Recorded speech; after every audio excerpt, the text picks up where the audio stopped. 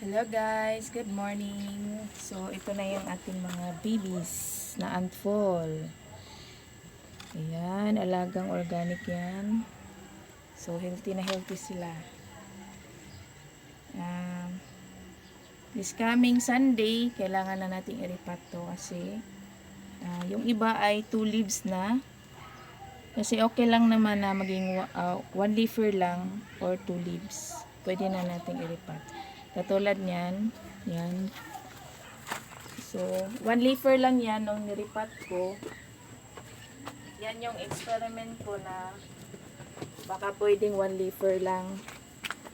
So, okay naman. Basta lang, hindi masyadong mainit yung lalagyan para hindi sila malusaw kasi baby pa sila. So, ayan. Mga almost 2 weeks na to nung niripat. Ayan, may 2 dahon na sila.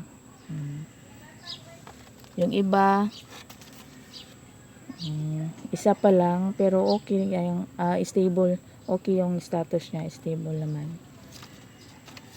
Ito, 2 dahon na. Ayan. May mga variegations. Ito, 2 na. Palabas.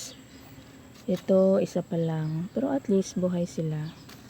Ito yung mga updates sa ating mga babies na unfold. So, it means okay lang na 1 leafer lang na iriripat natin. As long as may time tayo.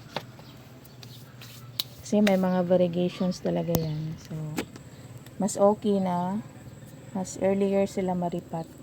Kasi, habang tumatagal, katulad nitong yung iba, medyo malulusaw kasi sila.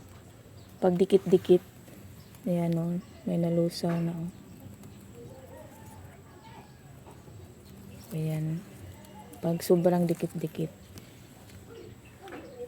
Kasi paglagay ko niyan,